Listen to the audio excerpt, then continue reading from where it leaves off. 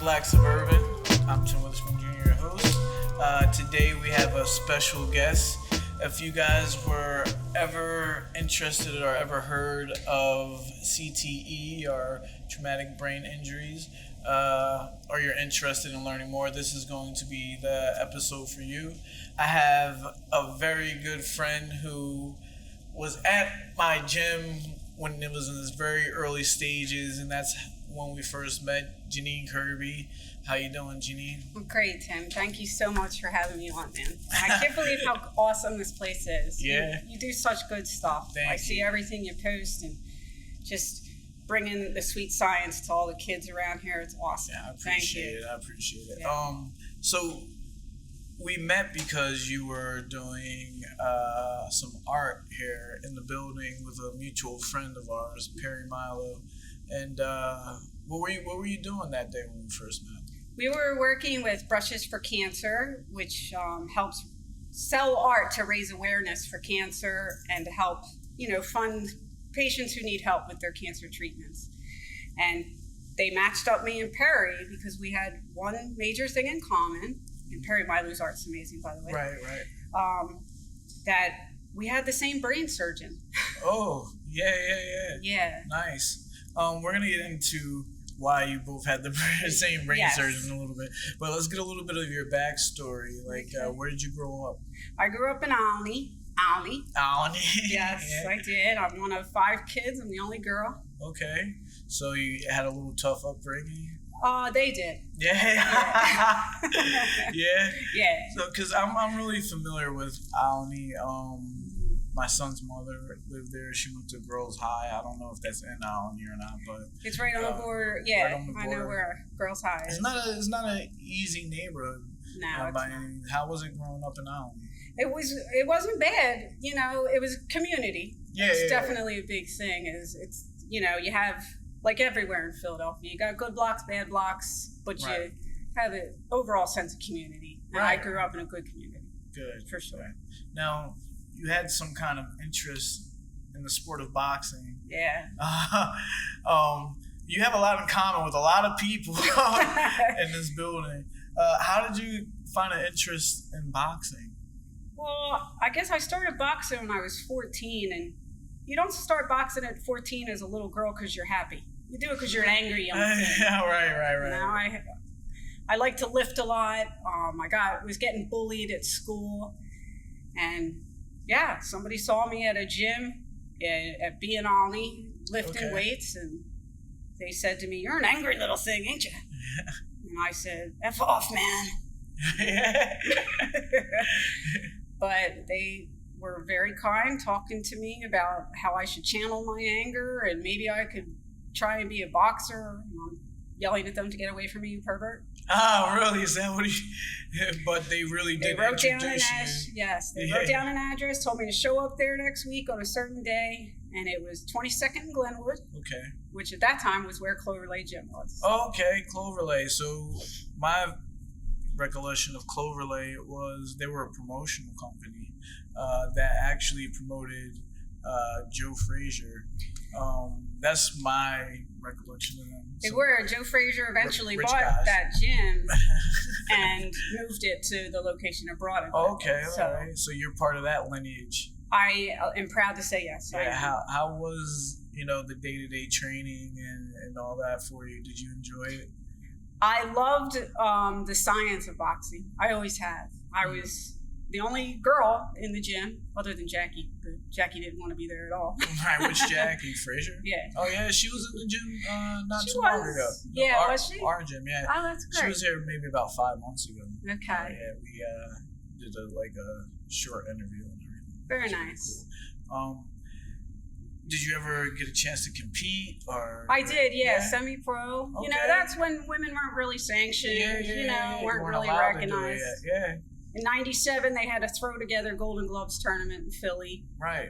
I won. Okay. And Nice. out of 8 fights I had, 3 of them were against boys. Because Really? there weren't enough girls. Wow. Yeah. And I feel so bad for those poor boys. Number one, they didn't want to get into a ring with a girl because, right. they didn't want to hit one. Right. But even worse, they didn't want to lose to one. Yeah, exactly. And I took that as a personal challenge right there. How did you feel as a woman at the time? Because I get asked this question still to this day.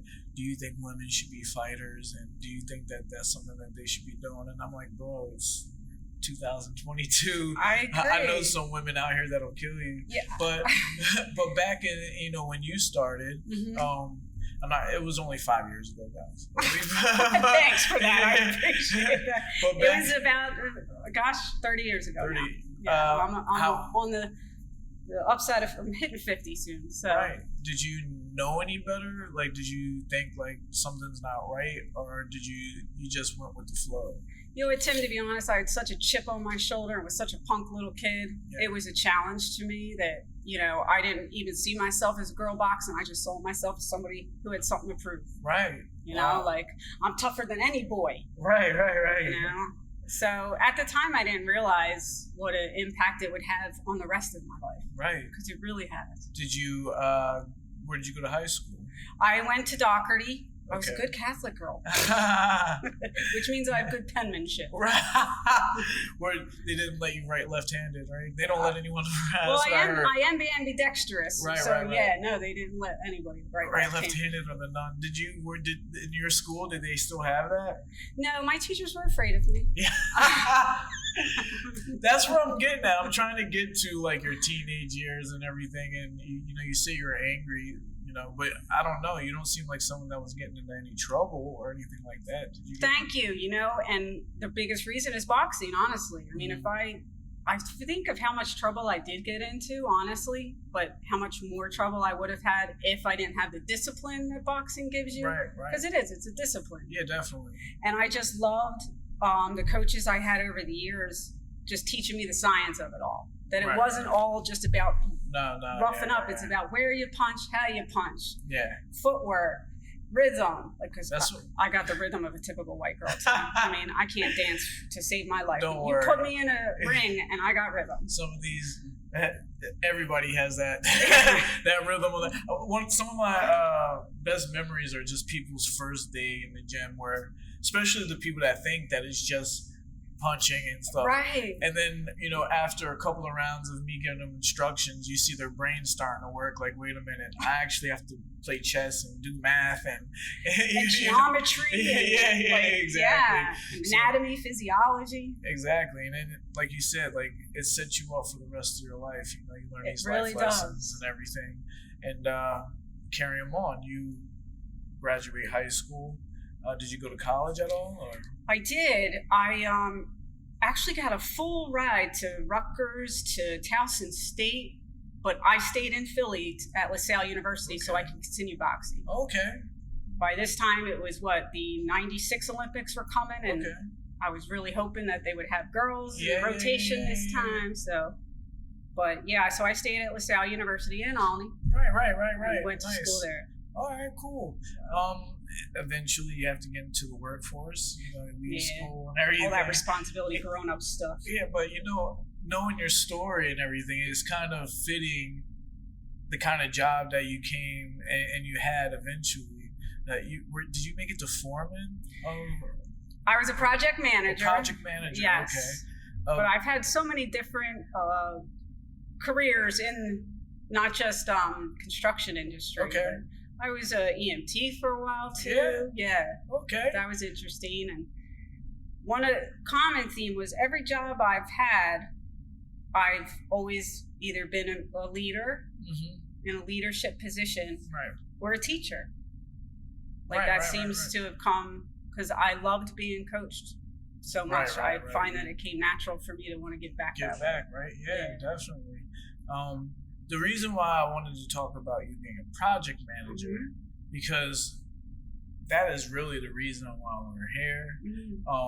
You have a very, very interesting story, and I think that if you share it with people, or when we do share it with people, you're going to help out a lot of people with this story. I'll never forget when you told it to me, because I'm like, wow, I can't believe it.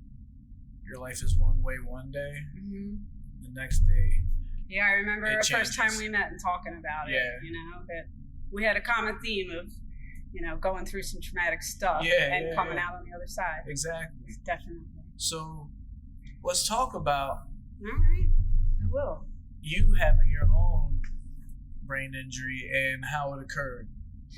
In 2012, 12/12/12 to be exact. Wow. I know because they're the only 3 numbers I can remember in succession. That it happened 6 days after my son was born. Okay. Yeah, so this is 15 years ago. It'll be 10 years this December. Oh, you know what? My second son, sorry. My second son. Edit that part out. No, it's fine. It's fine. As long as I didn't get it confused. Well, God bless you, all the kids you're raising. I can't even keep track of my plants with my children. It gets easier over time. Sorry. So the same year that my second son was born. Yeah, I was in a warehouse situation and I was cleaning up a hazmat spill. Only supervisors were able to clean up hazmat spills. So I'm underneath a bunch of shelving and scaffolding. And when I was coming to swing out from underneath the shelving, the beam swung in and we met on the right side of my head.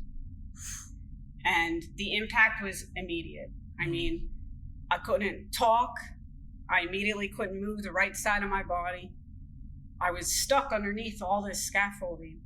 And I'm screaming at my employees, like, I'm yelling for them to get me out of here. What are you staring at? Why are you looking at me? Help me. And here I wasn't talking at all, Tim. Wow. Your brain was working, but it wasn't coming out of your mouth. They say it's locked in syndrome. Excuse me. Blessings. I'm sorry. Yeah. I had a similar issue. I was in a fight, professional fight, and I threw a left hook to the body. My arm dislocated. And I was trying to tell my arm to move, but since it wasn't connected, my brain was trying to throw a punch with it, but my arm was just staying. It's such a strange sensation, isn't it? Definitely. Especially when you think back about it. Like, I get some PTSD moments of being under there screaming at people. Like, what are you doing? Like, I'm moving in these flashbacks, but I wasn't moving at all. So a beam, how heavy was the beam? It was solid 8-inch. Round. Right. So it was, and a bit over a ton. And it changed your life immediately. Yeah, it took them 22 minutes to get me out from under there. They helicoptered me right there from the parking lot, took me right to Penn, and I'll never forget laying on the table. You know, trauma. I had priests over me. You know, all these doctors, nurses. All I cared is that they were cutting off my favorite pair of jeans at the time. I can make jokes about it now. Yeah, of course. At the time, it was terrifying. Yeah. But because I was thinking okay, I didn't realize it was as bad. How severe it was. Yeah. Now, do you feel like it was more of affected your motor skills more than your brain, or is it more of a physical thing? It's both. I've recovered from the cognitive part immensely, but physically, I still have a lot of challenges. Yeah. I've gone through a couple brain surgeries and procedures. It took me about 2 years to start walking and talking again. Right, 2 years. I mean, intense outpatient therapy, physical therapy, speech therapy, cognitive therapy, the whole 9 yards. Right. Hours a day. Right. And as I started learning to walk and talk more, I started having seizures. And it was very frustrating. It's like, oh my God, I can walk. Boom, seizure. Right.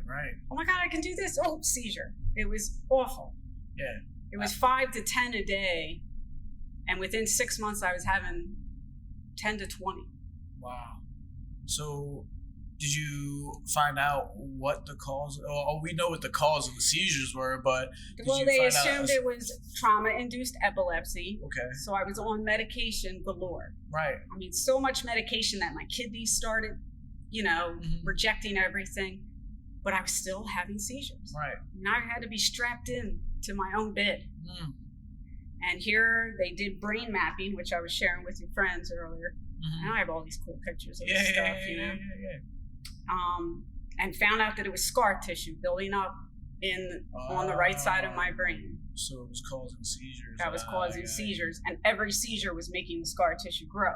So I was in a dangerous situation. Yeah, I remember when we first met, you couldn't drive yourself here. I still can't drive. Well, how did you get here today? I have an amazing network of support people. Okay. Yeah. Cool. Yeah, I really do. I mean, yeah, I have an amazing. I'm only as strong as the people holding me up, man. I have an amazing network. That's how the world is, even when you don't have a. I wish the world was. Well, it should be, right? Yeah, it's the way it should be. Yeah. So, you're going day to day to rehab and everything like that. I'm sure you come across people that you probably are like, man, these guys are worse than me, or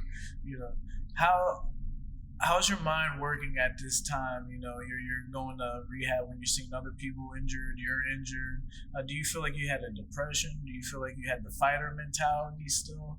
What was going through someone's head at this time? Or Janine said, I can't say something. It was a lot of back and forth, Tim. It took me a good 3 to 4 years to have acceptance about my condition. Because, the fighter in me is like your busted arm, like move. Yeah. And with my brain, I'm like, move. And your brain's not a muscle, Right. As a fighter, I'm used to punching my way through things. Yeah. I've won a fight with 2 broken ribs before. Right. Because it's just, hunker down and do it. But your brain, you can't push through pain because it's not pain, it's broken. Right. So in general, I had a lot of dark days. After my surgery, especially, I had to start over at the beginning again. Right. But I found a lot of purpose through the whole thing. Right. Today I can say that. Yeah. It'll be 10 years this December, and I can say that I had to lose everything. I mean, I lost friends, my independence, jobs, my poor truck, my Harley Davidson. Yeah. But I've never been happier, Tim. Right. Yeah. That's the thing. You could either choose to go the negative way or the positive way. Like you said, we talked about going through similar things. We both know that it's easier. Well, not easier. Well, it is easier to feel bad about yourself. It's easier to crawl up in the fetal position. Yes, it is. It is. But true fighters, what we do? We get up and keep fighting. So, what are some of the things that you've been doing since you've gotten your activism hat on, I guess you could say? That's a big thing. Yeah. Just fighting. Concussions I had growing up were never from boxing, maybe 2. But I had a concussion from cleaning windows. Those tilted windows. I had to shut it. But none of those concussions ever left me like this. Right. Now, mind you, this was a traumatic brain injury, but it was made worse because of all the concussions that I suffered over the years that we just, dilly-dallied off. So I'm involved with an amazing organization called Mind Your Brain Foundation, which gave me the purpose I needed. They asked me to speak at their annual free conference. Gosh, I guess 6-7 years ago now. Wow. And I was just so afraid that I would throw up all over people because that's where I was at. You were there because of your injury or because of your nerves? Because of my injury, I puked a lot. I still have balance things. That's a sign of concussion, vomiting. And I have permanent brain damage. I do have acceptance of that. So getting up in front of 100 people, just the fact that they asked me to speak, like I had something to share. Right. Considering, yes, I've seen people worse off than me. And I found it so invigorating and enlightening to me. Here I am sharing to other people, and I'm like, I'm glad I helped you, but no, this helped me. Right. It gave me hope. Yeah. And hope is just the greatest of all highs, man. You got a little bug after that. I did, because watching our beloved science, I get frustrated when I see how many referees, not just in boxing, but in football, in soccer, heck, even in baseball nowadays, there are more baseball players that suffer concussions today than there are rugby players, believe it or not. Yeah. and how the lack of care and awareness about our athletes and their brain health has really triggered a little bug in me. And you mentioned our sport, boxing. Yeah. There's so many things that could be done to help boxers be even more safe. You mentioned the referees. We've seen so many times where you're like, you should stop the fight four rounds ago, 5 rounds ago. But not just the referee. What about their coaches? Their cornermen. Their cornermen. Same thing in these other sports. Coaches have to be aware. I know you're our star player, but you got to sit out. Exactly. You can't risk your life. Believe it or not, that's the only positive thing I thought that the Sixers did this playoffs was how aware they were of Joel Embiid's concussion that he had, how careful they were with him. Definitely. Like they said he'll miss 2 games, but they ended up sitting him 5 games, which I was really impressed that they, were aware of that. Right. Because so many coaches, number one, for a team sport, they just want the team to win. Mm-hmm. And for our sport, it's hard to tell a fighter to stop. Yeah, it's hard. I mean, I can understand. I'd be in that corner too, going, no, I'm going. Yeah, the object of the fight or of the game is to keep going, persevere through all that. But, sometimes enough's enough. Exactly. And I think that, maybe yearly, like all coaches, cutmen need a refresher because there's also so many advances in concussion protocols and testing. Like they now have a scan of your eyes that they can do real quick that, the old-fashioned light follow this can't do anymore. This actually goes back into your optic nerve and checks. Wow. Because in professional fighting, there's no, your coaches, your cutmen or whatever, there's no certification that they have to take. Those are just people that could be your dad or could be, just somebody who's from the neighborhood. So there are no teaching for them. And at least in amateur boxing, I have to take a certification test. They have to make sure that one, it's safe for kids to be around me, and the other thing is safe sport where I have to make sure that I recognize concussions, I recognize injuries and things like that. On a professional level, though, there's not that same thought. It's weird because I guess it's not weird in amateurs. You wear a headgear, But but still to be teaching you and saying you have to have that certification. That should apply to the pro. Just because the word pro is in front of athlete doesn't mean that you're any less susceptible to these things happening to you. And all you have to do is pay, I don't know how much it is for your pro coaching license, and anybody can be a coach. But we need more doctors and more, medically. We have to put the two together, and not just in boxing, in all sports. I agree. What are some of the things that you have come across in your research that really fascinates you about brain injuries? I'm very involved in CTE research. I like to keep track of the newly diagnosed cases out of the Buffalo Brain Bank, which works with the Concussion Legacy Foundation, which Chris Nowinski started. He's a guy who was a doctor for professional wrestling for all those years. And this is a brain bank where our athletes donate their brains, soldiers. Right. So you go up there and, not go up there, but you can actually see brains and how many brains have you seen in your life? Well, I touched my own brain. Really? Yes. Wow. I had the opportunity when I was having brain mapping done, internal brain mapping. They actually come around and I said that they were changing my spark plugs. That's what it looked like, man. I'll show you pictures and I'll give you pictures to upload. Right. I was like, can I touch? Because my skull was off for a good couple weeks there, and they let me touch my brain. And you didn't feel anything? No, I didn't. No, I'm like, trying to make my make your arm move. It was crazy. You were like, Here I am watching the monitor. I'm like, is this working? I'm trying to make sparks go. So in Buffalo, what is the research for? Well, it's basically to find out what causes CTE, which is chronic traumatic encephalopathy, which is what the movie Concussion is what really brought it to life for the common public. But I've been following it for years.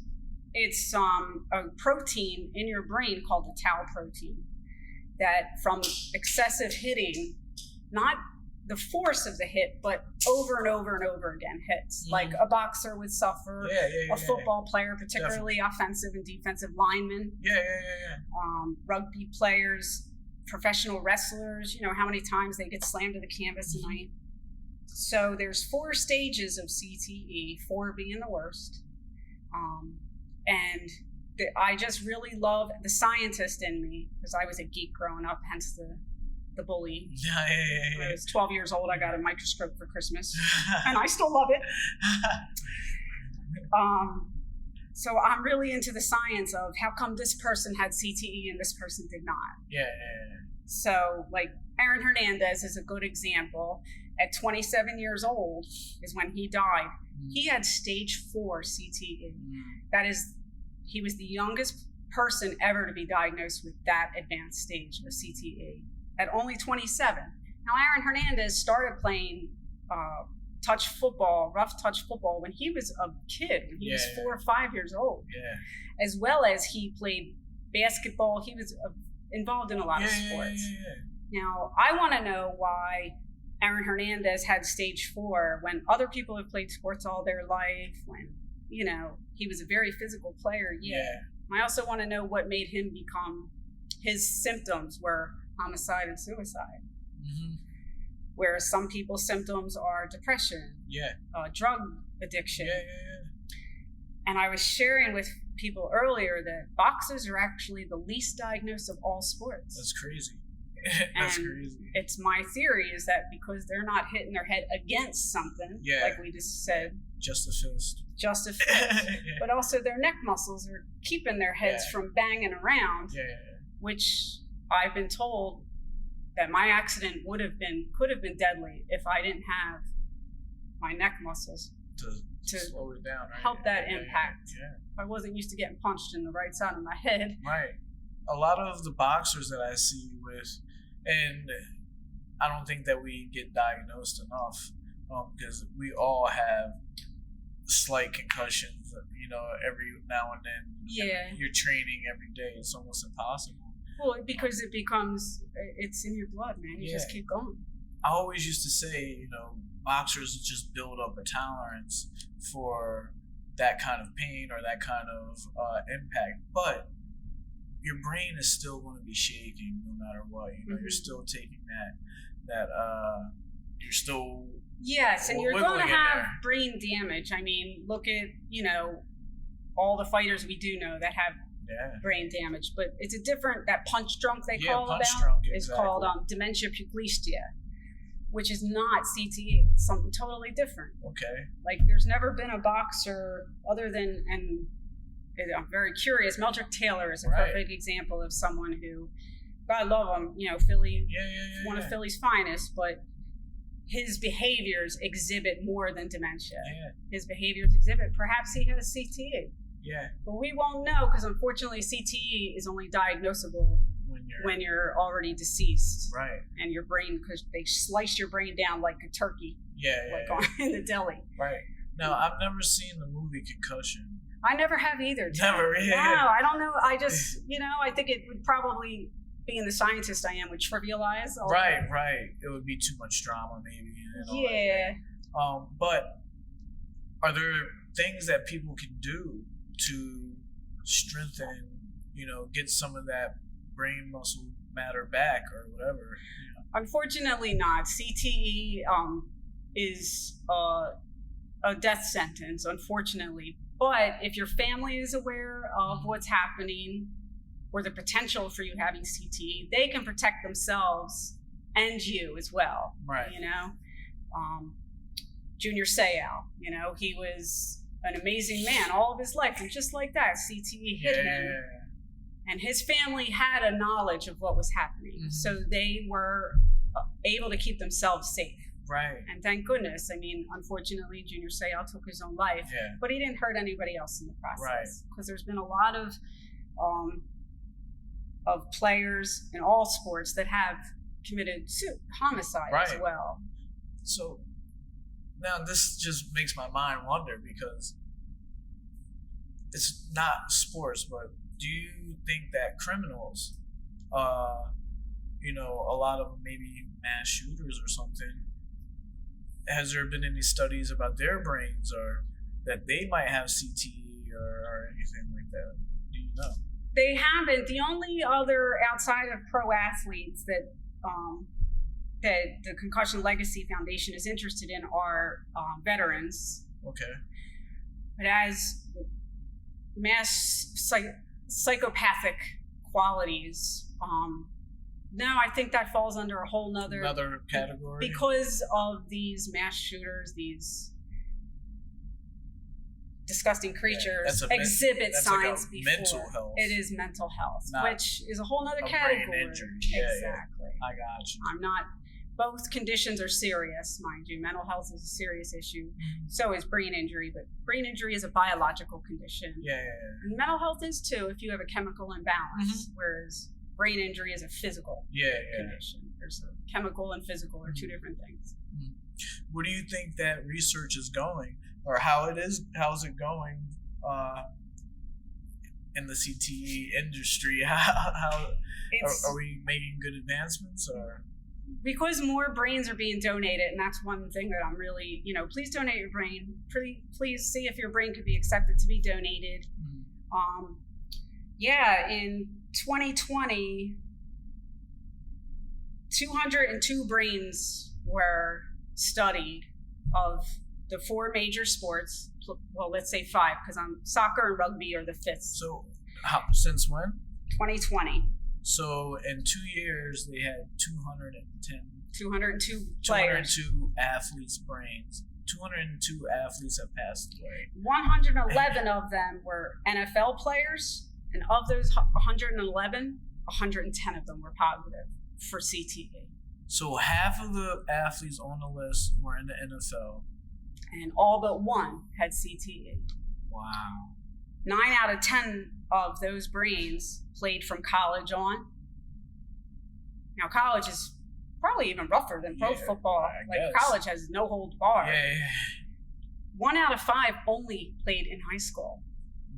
So the trend is unfortunately getting worse, that people are dying younger from head injuries.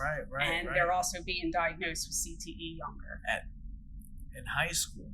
In high school, yeah. So they're saying that the probability to get CTE increases 30% every year you play. So if you started playing football as in Pee Wee League, by the time you're, let's say Herschel Walker's age, you're totally gone, because that boy needs help. I hope he donates his brain. I mean, that's a hard charge at running back. Constantly banging around, but he's obviously exhibiting signs of CTE. And it makes me remember my football days, because the rules were different. Again, you were allowed. I used to be a running back when I was playing with the little guys. I used to. One of my favorite moves was when they hand me the ball, put my head down, run into their head, run them over. Absolutely. And then they stopped that rule. Just battery ram your way through it. But mentally, what that did for me, it was like, I did it. Why are they saying kids shouldn't play football anymore? Why do they have to play flag football? But now with all the research, all the friends that I have personally, that some of them can't walk because of their motor skills, some of them can't talk. I understand. Do you have the same sentiment?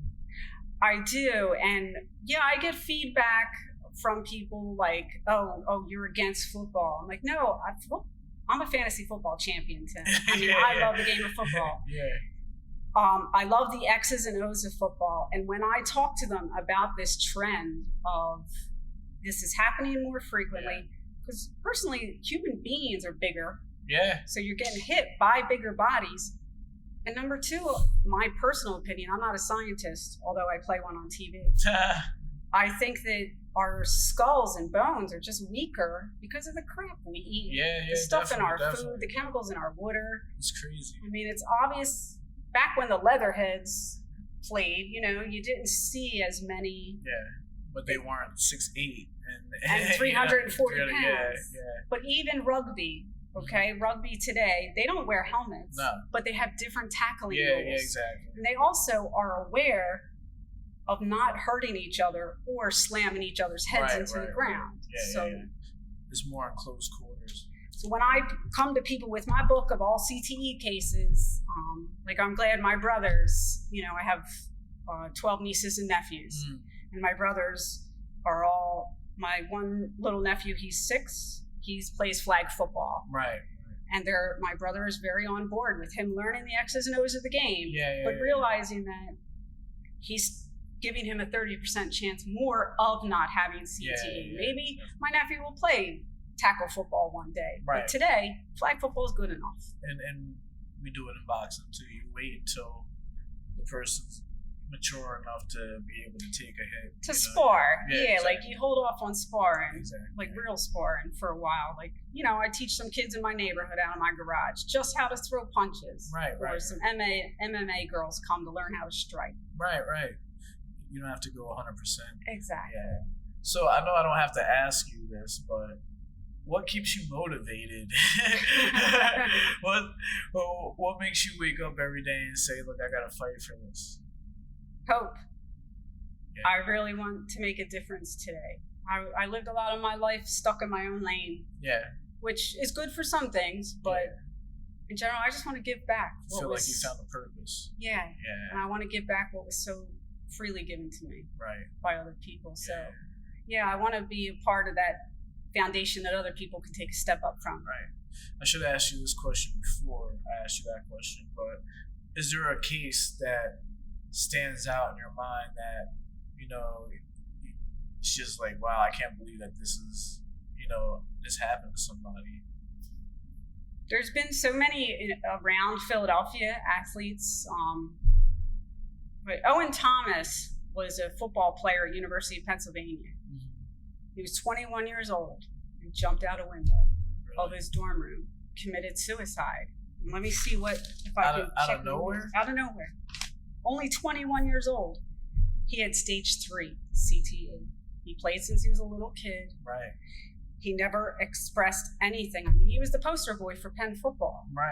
He was a great student. He was, University of Pennsylvania. He had a scholarship for football and his grades. He was only 21 years old. He jumped right out a window, out of the blue.